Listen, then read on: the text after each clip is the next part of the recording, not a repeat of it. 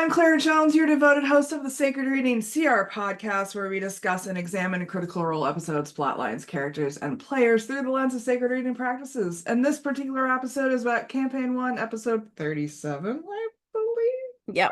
2. I made no notes, so that was completely off the cuff, but I got it right.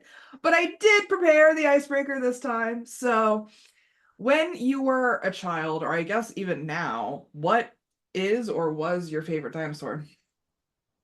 Oh, I like pterodactyls. They're a solid choice. Yeah, Yeah. the What do you like? flying is cool. Yeah, the flying. I like how big they actually are because they're like Hmm. huge. Yeah. I think I'm gonna have to go with long necks. I don't know what the scientific name for them is. I don't know, but that's probably before of like because of the Lion Before Time movies. Mm. I was little, like Littlefoot. Those are some good movies. Like, Yeah. and I kind of like that they're like big vegetarians. Yeah, that's fun.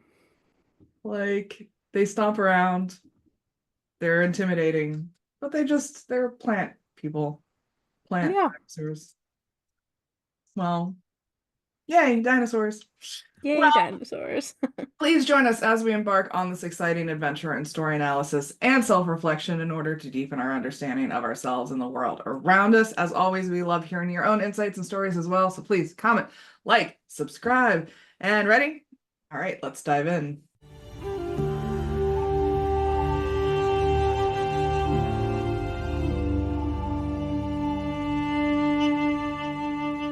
As we open this second half of the episode, Petall, take it away.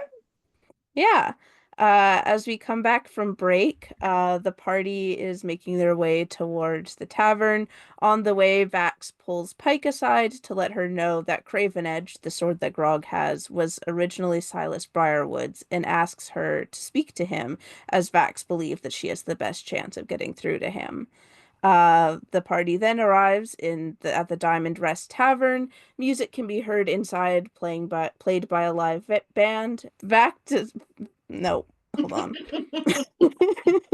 Bax disguises himself and Pike using cloaks. Scanlan recognizes a couple of members of the live band, Kent Plucker, who is a halfling bard, and Dr. Dranzel, who is a half-orc violinist. They are members of his old troupe. The party encourages Scanlan to join in the performance. As he is shoved forward, he begins to take notice of a gnomish woman playing the flute, as well as the other members of the band. Dr. Dranzel takes notice of Scanlan at this point. Scanlan asks to join in, and Dr. Dranzel excitedly brings him in. Scanlan joins in on the flute and partakes in a flute duel with the gnomish woman. The music builds, the duel ends with an impossibly long note, and Scanlan is able to last the longest. Dr. Dranzel then tells Scanlan that it is good to see him and invites him to join the band to eat, drink, and catch up. Scanlan introduces Dr. Dranzel to the rest of Vox Machina, and Dranzel invites them to join as well. He tells the gnomish woman to help set the tables, and her name is revealed to be Kaylee. Uh, Scanlan offers to show Kaylee some tips on breath control, to which Kaylee says that not everyone is as old and seasoned as others.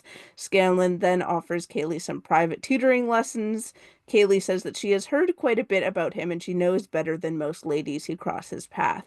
Pike jumps in to try to help Scanlan, a gesture that does not land as she plans. Scanlan implies that he and Pike regularly hook up, and Kaylee voices surprise as Pike is a holy woman. Kaylee winks at Scanlan and passes him a drink. Scanlan then catches up with the band and learns of their exploits. The band offers Scanlan some of their tips from the evening's performance. Scanlan declines, and Dr. Dranzel takes the money back happily. A halfling boy then comes up and congratulates Dranzel on the performance. He eyes Vox Machina warily, and when Dr. Dranzel says that they are friends, reveals a good deal of valuables that he stole from the audience during the performance. Vex congratulates him on the haul. Scanlan comments that the band is up to their old tricks. Dr. Dranzel says that business is good and gives the boy a cut of the loot. Dr. Dranzel then comments on how formidable and formal Vox Machina are. Vex tells him that he can call them the shits. I'll call back to their name before recording started. And Vox Machina share about their adventures, exaggerating their exploits, particularly in favor of Scanlan. Dr. Dranzel then offers Vox Machina a dip about a dickhead with too much change in his basement that is weighing down his personality. He says that he doesn't know the name, but he knows where he lives. He asks that Vox Machina alleviate this wealth and distribute it to those poorer.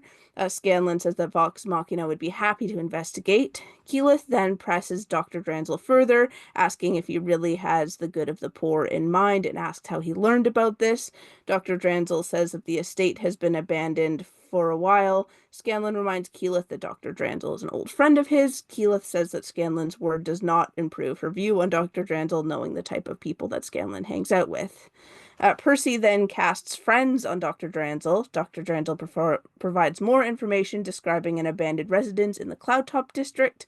Percy says that he recognizes the description and that the house has already been pillaged. Dranzel says that he has heard rumors of people going in and leaving with hefty sums of money, but being a bit spooked. Vax then introduces himself as Greg and asks for honesty from Dr. Dranzel, saying that he is only going to go in if he feels that he is being truthful. Dr. Dranzel says that he has said all that he knows. Percy then buys Dr. Dranzel a beer. Vex asks if Dranzel has seen Rixel Daxio. Dranzel says that he came in a couple of times, then would leave rather hurried, and that he seemed to be staying at the tavern. Vex goes to ask the barkeep about Daxio. The barkeep says that she has not seen him, but has taken on a guarded demeanor. Vex offers 5 gold pieces to jog her memory. The barkeep refuses, at which point Vax walks up and talks to her in Thieves' Cant. She directs him to a secret chamber underground. The Vax tells the party that the clasp is hiding out downstairs. Scanlan then approaches Kaylee and apologizes for his behavior earlier, saying that they got off on the wrong foot.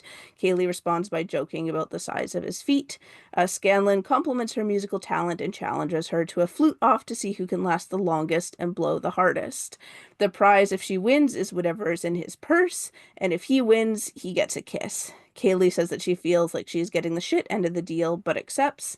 Scanlan begins the competition as a distraction, calling out the kitchen staff to choose the first song as Vox Machina sneaks downstairs. Trinket tries to follow, but Vex redirects him to the alleyway. Pike and Grog get caught sneaking in, so Pike pretends that she needs to throw up. The kitchen staff direct her out to the alleyway where she meets up with Vex. During the flute off, both Scanlan and Kaylee take turns one-upping each other. The clanking of the music allows Grog, Pike, and Vex to sneak in. The performance leads to another sustained note, and Scanlan lets her win with a wink. Scanlan gives her 100 gold, to which Kaylee reminds him that he promised his purse. Scanlan hands over his whole purse containing 2,600 gold. Kaylee announces to the tavern that Scanlan is a man of his word, and Kaylee tells Scanlan that they may have a drink later and walks away. Scanlan then turns invisible and joins the rest of the party. Vax picks the lock. As the party descends the stairs, he tells them to let him do the talking. Grog then throws Scanlan down the stairs. They then come to a door with 5 locks with different languages next to each one, some of them reading entry, some of them reading no. With Vox Machina's combined language knowledge, they can read 4 out of 5 of the message. Vax checks for traps, and he determines that the ones that say no are trapped, and determines that the final lock that they could not read is trapped. Vax unlocks the untrapped locks. He then attempts to open the door and finds that the trapped locks were false locks, set to go off if anybody tried to pick them. The party then comes to a fork in the tunnel. Vex examines both paths, but cannot determine any recent traffic. Vex then casts Pass Without a Trace. Vax tells the party that they should go in intending to talk and not fight, and then he calls out saying that a member of the clasp is entering and needs to parley. At this point, members of the clasp make themselves visible and close in on Vox Machina. A half-orc takes the lead and tells Vox Machina that they have stumbled into an early grave. Vax explains that he has been here before and that he has a fucked-up relationship with the clasp, but that he is one of them, and shows his clasp tattoo on his back. Vax explains that Uriel knows that the clasp is hiding Daxio here. The half-orc asks who else knows that they are here. Vex replies, not a soul. The half-orc voices recognition of Scanlan, saying that he was with the customs department on an earlier date. Scanlan admits that it was a ruse and apologizes. The orc reminds Vax that he was warned not to bring in outsiders. Vax asks if he cares that the Emperor knows that he is holding someone he wants. The half-orc says that he will not be held for long. Vax says Daxio is a traitor to the kingdom and Uriel wants him, and that he is bringing danger onto the clasp. The half-orc responds that Uriel is useless. Vex brings up that Uriel will likely give a reward. Scanlan, at this point, brings out a carved box with a blue shard, claiming that it can grant any wish. Vex plays along, saying that they should not give that away. The half-orc asks to see the box. Scanlan says that the shard is activated by a secret chance that he will provide once Daxio is handed over. The crystal is examined, and the clasp find it to be sufficient payment, even though they are aware of Vox Machina's lies. The half-orc reveals that Daxio paid a sum for safe passage out of Iman and says that Vox Machina is asking him to betray a client. Vex points out that he will have been paid twice by taking their deal. The half-orc agrees to hand Daxio over, saying that the door will be left open and the halls will be cleared, and make it clear that they are not involved. Vox Machina are led to the holding cells, and Daxio's cell is unlocked. Vox Machina then position themselves around the cell, and Keyleth puts up a stone wall to block one of the exits. Vax announces to Daxio that all of his papers are in order, and the party rolls initiative. Vax looks into the cell, sees a figure and a flash of metal. Vax uses Uncanny Dodge to mitigate the damage of Daxio's glaive attack. Daxio voices recognition of Vax. Vax disengages and activates his Boots of Haste. He throws a dagger at Daxio, which hits. Vex tells Daxio to lower his weapon as he is surrounded. Grog tells Daxio that if he doesn't drop his glaive, the next thing that will hit the ground will be his skull. At this point, Grog draws Craven Edge. Daxio attacks and goes for Grog's legs to trip him, but Grog remains standing. He attempts to strike twice more. The first misses and the second hits. Keyleth casts Hold Person, but Daxio resists with Indomitable. Scanlan then casts Hold Person again, this time successfully. Scanlan tells Daxio to give up already. Daxio at this point seems visibly shaken. Pike goes up to take his weapon, but she is not strong enough to take it from his grasp. Vex tells him that he is being stupid and that he is outnumbered and frozen and that he should give up. Grog rushes into the room at this point and looms over Daxio to try to add some extra intimidation. Daxio then breaks out of Hold Person. Vax uses haste to move forward and attacks Daxio with the blunt end of his daggers. All three attacks hit, the first being a crit. Vax then disengages. Keyleth uses Grasping Vines to confine him. Scanlan once again urges Daxio to give up. Daxio instead appears to be growing more desperate.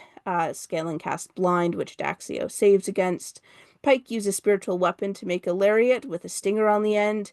She gets a nat 20, and Daxio is grappled with the stinger held to his neck. Vex and Percy keep point to block any potential escape. Vax attacks again. All three attacks hit, breaking Daxio's nose. Grog removes the manacles from the bag of holding and attaches them, then picks up Daxio and carries him out of the room. Grog then slams him into a wall. Vex throws Grog some rope to tie up his legs. Daxio breaks out of the lasso and gets back up to his feet. He attacks Keyleth, who is knocked down to the ground. He action surges and uses 3 more attacks, critting once. Percy at this point shoots at Daxio's hands with his new gun. The glaive is knocked out of his hand. He shoots twice more, grazing his collarbone and limiting the movement of his arms. Daxio slumps to the ground. He tells Vox Machina to do as they want, as he is his blood. Vex recognizes that as a statement of alignment with Vecna. Keyleth goes up to Daxio and spits in his face. Percy tells Daxio that she is the nice one. Grog then ties Daxio up, puts him over his shoulder, and carries him out as Daxio fades in and out of consciousness. Percy picks up the glaive. Vax then pulls out some chalk and writes on the wall, "Much appreciated." Uriel sends his regards and signs it as V. Percy and Scanlan do a quick rummage of Daxio's cells, finding a sack of something in the bed frame. Vox Machina then leave the clasp hideout and count around 3,000 gold pieces from what they found in the cell. They walk through the kitchen without trying to hide anything and go out into the alleyway where they meet up with Trinket. Grog puts Daxio on Trinket for him to carry. Vex rummages through Daxio's pockets and finds a skull-like holy symbol. Pike recognizes it as Vecna's symbol. Scanlan says goodbye to the troop and invites them to stop by Grey Skull Keep to catch up more. Scanlan tells Kaylee that his room is on the second floor. Vox Machina walk off into the sunset towards the Cloudtop District to deliver Daxio to Uriel, and that is the end of the episode. My main question as we finish this episode is, what is Vox Machina's motivation in capturing Daxio? Like, is it for Uriel or is it for Percy? Yeah, that's a good question. I think my interpretation of it is that after they kind of want to reinforce their place in Uriel's good books Mm. after they have been Mm. kind of in So it's hot water. selfish motivations. Probably. Especially with Keyleth spitting in the face, like, why did that happen? Like, what was that character motivation there? I'm interested to know. Yeah, that is also a very good question. I don't know the answer to that. Yeah, I mean, it just seems, there's this we've been talking about this very common trend in D&D gameplay of like just slogging through the challenge, slogging through the adventure because that's what you're supposed to do. Like it is possible in D&D games to be like, I see you challenged and I'm not going to engage with you. Hmm. But most of the time people are like, yes, I will do the thing that I've been instructed to do because that's how the game goes. And it kind of feels like that's what the default Vox Machina response right now in the Daxio situation is. Yeah. Although it is interesting because they were pushing back on like Dr. Dranzel's quest a bit. There was Yeah. some mixed opinions on whether or not they actually wanted to go and do that. Yeah. And especially since we spent so much of the last episode talking about how they've now started to like evolve beyond the like kill the monster mindset. Hmm. And yet Daxio's the monster that they're trying to slay in the second half without really having much motivation or strong motivations behind it. Yeah, So there's a lot of conflicting messaging going on. there is. Yeah. Like, I would understand it if they went after Daxio for Percy's family's sake. Hmm. Daxio was definitely in league with the Briarwoods, and Percy, is very interested in just erasing all of the Briarwood allies, for Yeah. better or for worse. And so I would understand if that's the reasoning, but they specifically use Uriel when they're speaking to the clasp about it. And it's not that effective because the clasp does not have a high respect for Uriel's power and influence. Well, and we were even talking about it in the last episode of our podcast where like Uriel has lost a lot of respect for the amount of times that he has been mind controlled. So there's that element too. And it's Yeah, also interesting because you would think that if this was about Percy's revenge, like he would kind of take the point in the mission, but it was very much Vax who exactly. was leading the charge here. Yeah, And part of that is because he is a member of the clasp and like knows best how to navigate the situation, but yeah, it still seemed like a very strong Vax focus. yeah. So I'm just interested to see, like, I mean, we're never gonna get this answer from the cast, but what exactly the character motivations for that was, Hmm. especially with Keela spitting in his face. Yeah, because that's not something that Keyleth really does most of the time. It's I think it's up there in terms of uncharacteristic decisions as much as Pike wanting to shit in someone's bed. Yeah, but also thinking about it, like Keyleth got very, very, very badly hurt by Daxio in that fight, like with the turn with the action surge. Hmm. I didn't describe it fully, but she was like almost knocked out Yeah. from that whole attack. So it could also be kind of like a stress response from that. Yeah. Like she was knocked down to the ground, and then the second round of attacks. There were three attacks each for each of those. There's three attacks. She was knocked down to the ground, and then three more attacks at advantage because she was Mhm. prone. Right. And she was, I'm pretty sure there was at least one crit in there too. Like Hmm. she was almost like Yeah. knocked unconscious with that. So I'm wondering if maybe that was just kind of like a stressed response Yeah. of like, Yeah. But I don't know if we ever see that stress response come from her ever again in the campaign, no. you know? So I have questions. Yeah. The other thing that I was thinking about while you were doing the summary is I've been thinking a lot about money systems in fantasy settings because I'm currently writing my own book about, it's in a fantasy setting, and I finally got to the place where I had to set up some sort of economic system. Like up until this point, I'm just like, yeah, a gold for that, whatever, makes sense, moving on, and now I'm actually like, all right, so what is the scale here? Because I'm having too many money conversations in the book at the moment. And so I've actually been using the 5e D&D money scale system to Nice. guide mine because I don't want to, recreate the wheel. Yeah. And so to give you some sort of context, a wealthy person, assuming that they have a 5-day work week, makes 480 gold a year. Wow. So the 2,600 gold that Kaylee receives from Scanlon is like aristocratic level amount of money. Yeah. Like aristocrats make 2,400 plus a year, assuming a 5-day work week. Uh-huh. And so the whole like then 3,000 that they find with Daxio too is like, I don't think Daxio was paid aristocratic levels of money in his job.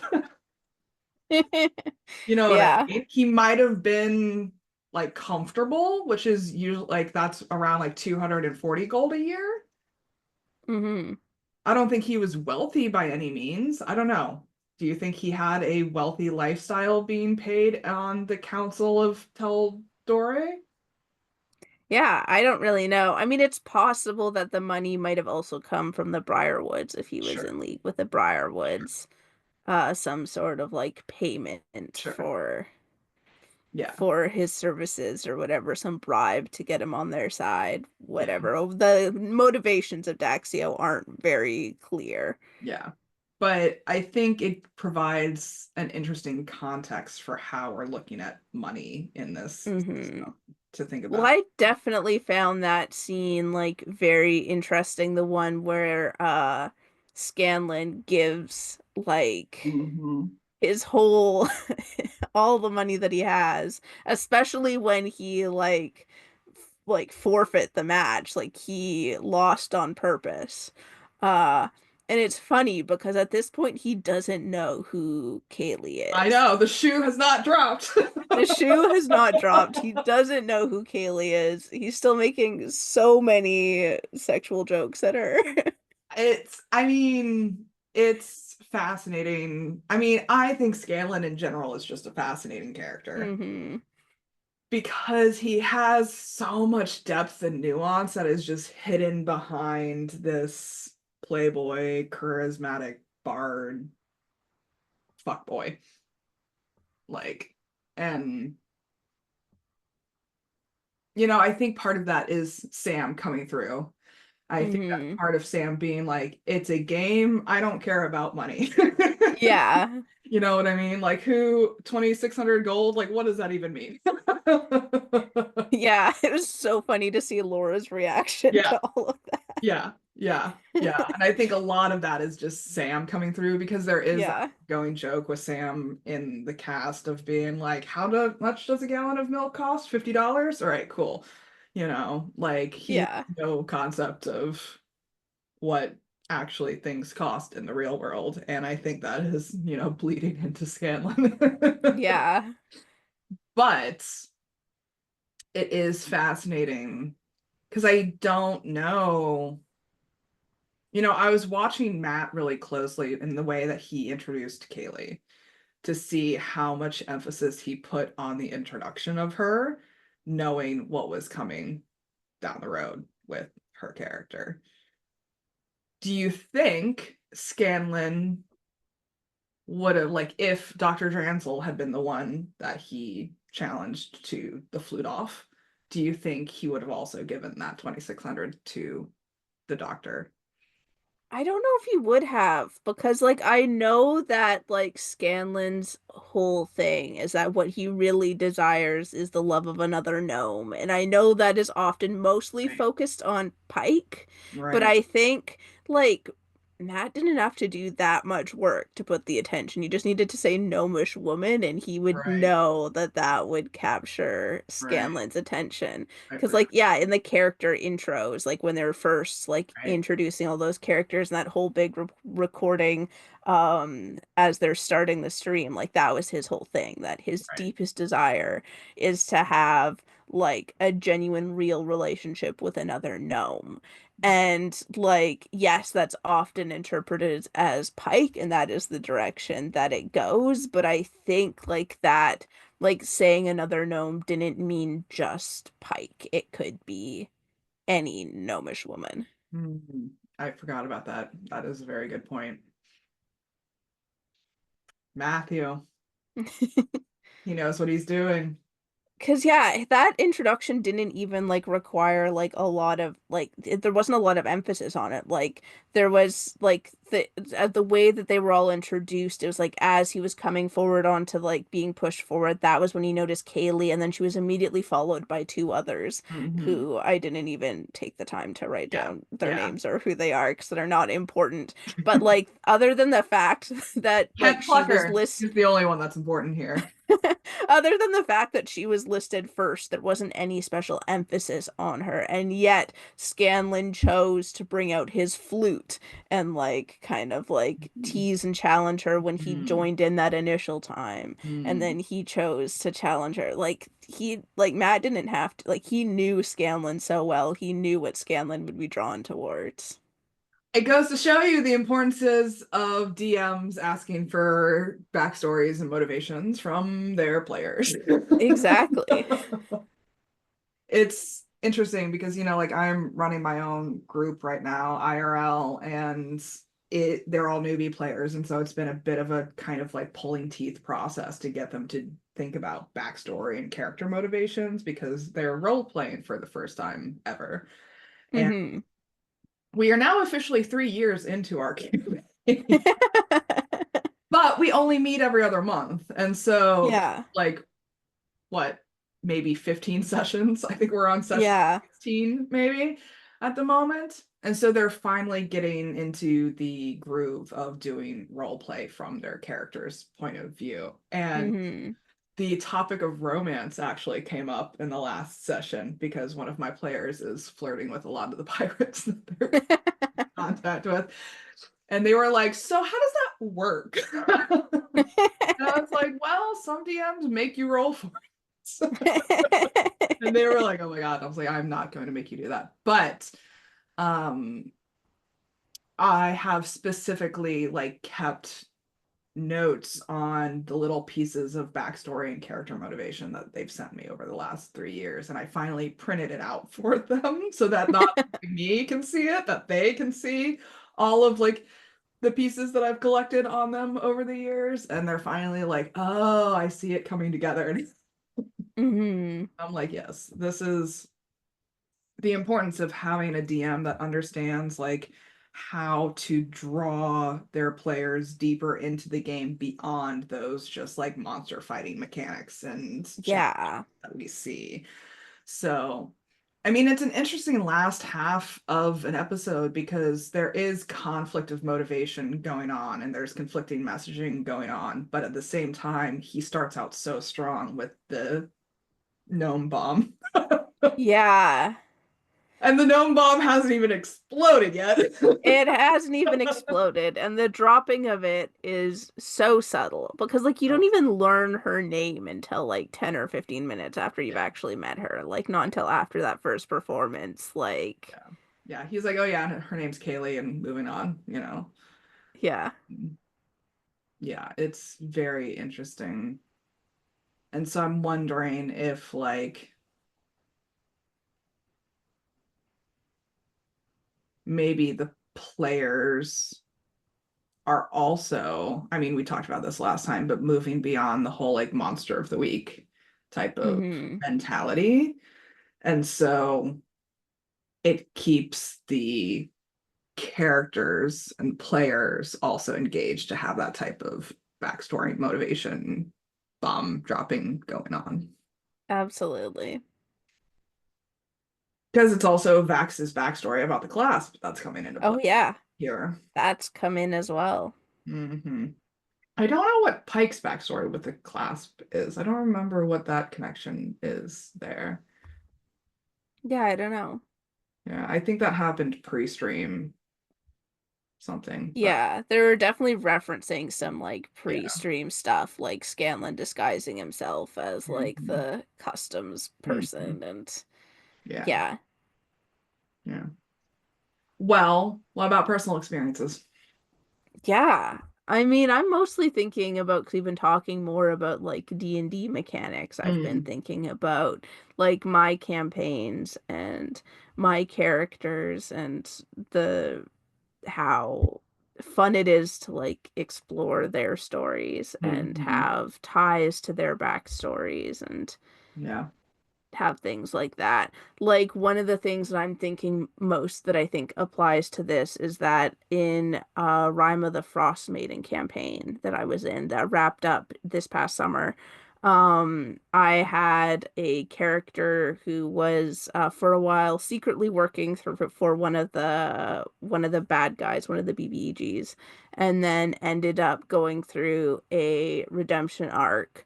But one of the things that I had placed in that character's backstory was like a childhood friend who they had grown up with and who's like kind of like what sparked them leaving on this adventure was, in addition to being given a quest by their boss, was the fact that this childhood friend had like admitted feelings for them, and they weren't in an emotionally mature enough place to know Mhm. how to respond to that, and so they Mhm. panicked and ran away.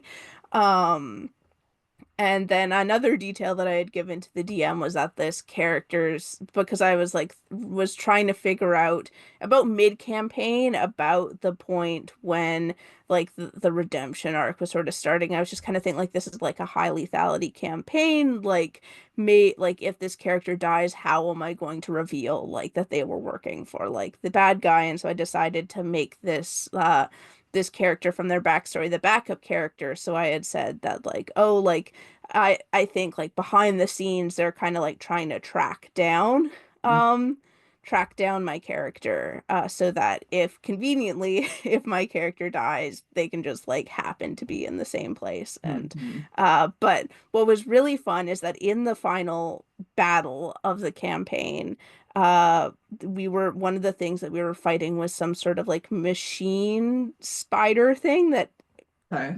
had somebody in it Okay. who was gradually kind of like helping my character more and more, like and it was revealed that the character who had a crush on my character, and the crush was reciprocated, my character just didn't know how to deal with those feelings, um was like trapped by the BBEG and was made to like control this thing and was making saves throughout the entire fight as to whether they would attack the party or help the party, mainly my character. Mm. And so that was just such like a cool moment because that was something that I just like didn't expect. And Yeah. so to have that all tied together and have that moment of like, oh my God, it's Maven in there. Yeah. And just to have that like emotional fulfillment for the arc for when like after the fight and all of that. And Yeah. it was so well done and so beautiful. And yeah, that's just what I'm thinking of here. Yeah. I mean, it would be so nice to have a DM scripting our lives. Yeah. Like I was trying to think of like what that would be like in real life to have, because I love when I get lore drops from people.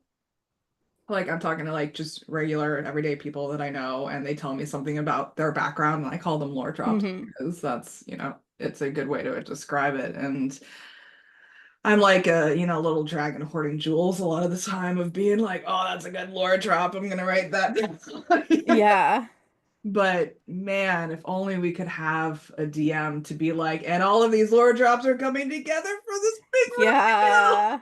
big reveal. There's so many times that I wish my life worked the same way as like a fictional story where Oh all the loose ends could tie up man. and themes could be brought together, but instead it's just life and we can make meaning from it sometimes, but nothing is intentionally drawn together. How many pages are left in this current book that I'm living? Because I need to know. I like desperately need to know. Yeah, I mean, like that's kind of what I'm thinking about with my real life experiences is like I wish I had some sort of like cycle completion that I knew was coming. Hmm. Or I could at least like sense was coming. Like, I mean, that's the trust and the faith that we have to have in how the universe works out the way it does. But man, I have a lot of unresolved threads in my life at the moment, like job wise, relationship wise, and I need some completion somewhere. Please, thank you. And do you know what I also wish was a thing, like, as we're talking about this? Because, like, yeah, it was just like, I wish that, like in books and movies and things, is that, like, once you, like, healed from something, like Mhm. trauma or something, that it was one and done. What I'm really tired of is, like, I thought I worked through this, I thought I had finished this, but here it is rearing its head again and Yeah. I've got to do more work on this. And how many times do I have to like fight this same boss and fight the same Well, like yeah, I mentality? absolutely hear what you're saying. And one of the things that kind of shifted my perspective on that is think of it as a spring instead of a circle, because you can be Hmm. on a slightly different level each time you come back around. Yeah. And Yeah.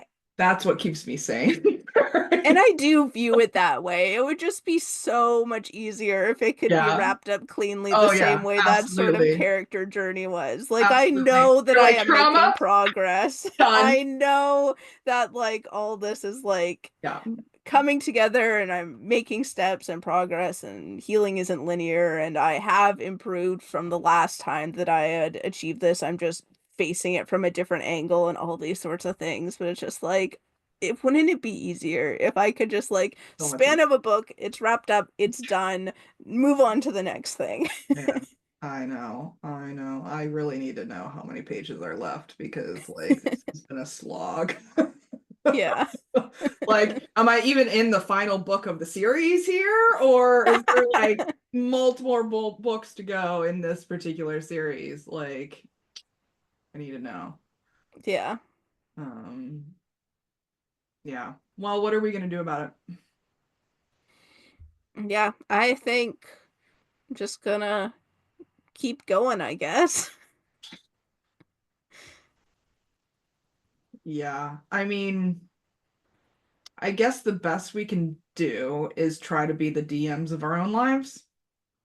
Yeah. You know what I mean? And because we make the meaning at the end of the day, like it's Hmm. not like the meaning is handed down to us. It's like we make the meaning out of what happens, right? It's like, well, this happened to me, so it means that, so I'm gonna do this action as a result, or whatever. So it's ultimately our responsibility to take all the lore drops. Hmm. Like, okay, so this is the story that I'm making out of it, and here's the potential conclusion that I can write for myself as a result. But that Yeah. requires self accountability, okay? It does. And I just want it written for me. Yeah. And I think sometimes, depending on what it is, there are situations when there like is no meaning. And you just kind of have to accept that it's not going to tie up neatly and just keep going and keep going through because that's life. And I don't mean that in like a pessimistic way. I Let mean that chaos in like a reign. exactly. And I think there are times for both. Like I think it's not just like push through, disregard all meaning, just keep going and I don't think it's all like everything has like a purpose and a place. I think life is a big messy ball of all of those components.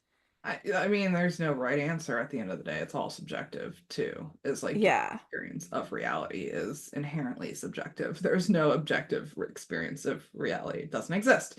Yeah. So you have to create some sort of like attitude towards it, Hmm. and that's your responsibility.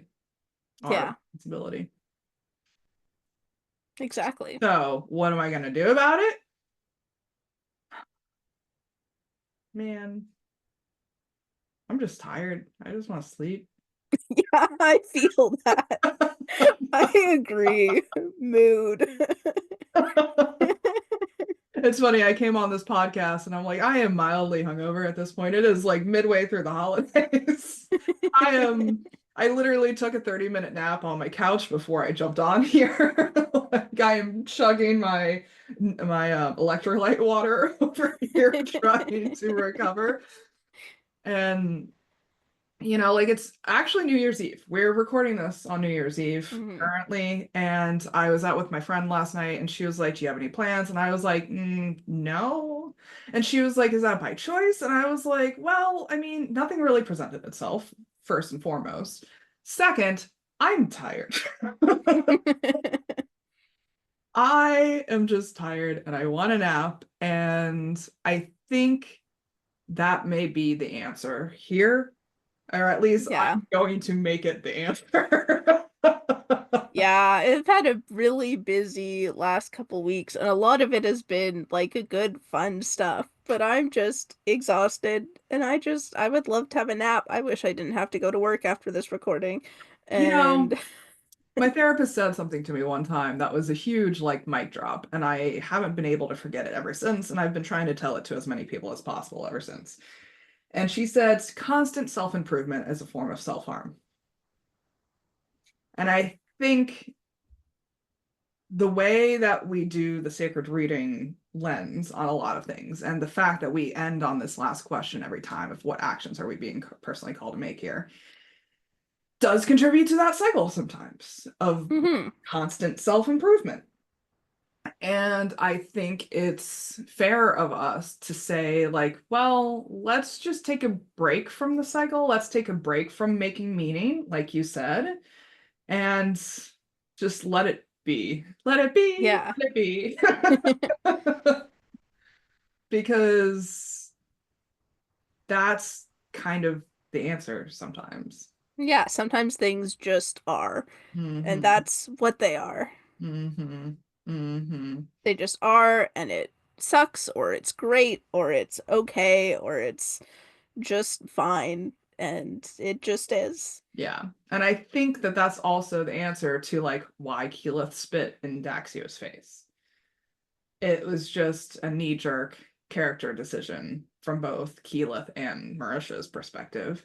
And I think that that's also the answer behind Scanlan giving Kaylee 2,600 gold. It was a Sam Scanlan decision in the moment that just was. Yeah, it just was. It just was. Or at least that's the answer that I'm choosing today. You may or may not agree with it. I am choosing nap. Is nap like option E, F? I don't know, but I'm choosing it. Maybe wrong, maybe right. Who the fuck knows? There's no right answers or wrong answers in this thing. As you said, everybody has their own perspective and experience. And this is the one that we're choosing today. Nap. Exactly. My nap is more of a metaphorical nap because I won't be able to sleep until after midnight tonight. because I have work and then New Year's plans, and I work until later in the evening. But I get to sleep in tomorrow, and There you I'm go. looking forward to that. There you go. I mean, I slept until the sun rose today, which is kind of a win in the Pacific Northwest this time of year, Yeah, honestly. yeah. Oh, I feel that. Like, especially since my usual wake up time when I'm working is 4 a.m. Yeah, yeah. My usual wake up time on the days that I'm working morning shifts and not evening shifts is 6 a.m., which seems a lot nicer than your 4 a.m., but is still really fucking early. Yeah, I honestly started looking for jobs last week because I can't do the 4 a.m. anymore. It's slowly That's killing fair. me. So, moral of the story being, nap can be the answer. Nap can be the answer. Hmm. Anything you want to add before we wrap up? I think this is a good place to good place to end. Nap. Nap. Nap. These are powerful themes that we're talking about here. And audience, we definitely encourage you to share your own thoughts and feelings and insights with us as well. We'd love to know how Critical Role has impacted you in your own lives. Special thanks to Petall for joining me. It's been a pleasure. Thanks for having me. Always happy to be here. Next time, we'll be discussing Campaign 1, Episode 38, Part 1, and joining me will be Atlas. So I'm super excited for that. As always, I'm looking for more people. If you want to people with me, hit me up. In the meantime, please comment, like, subscribe below. Follow us on Tumblr at Sacred Reading CR for all the juicy updates. And until next time, may all beings be peaceful, may all beings be free, and be the chaotic good you wish to see in the world. Let chaos reign. Bye, guys.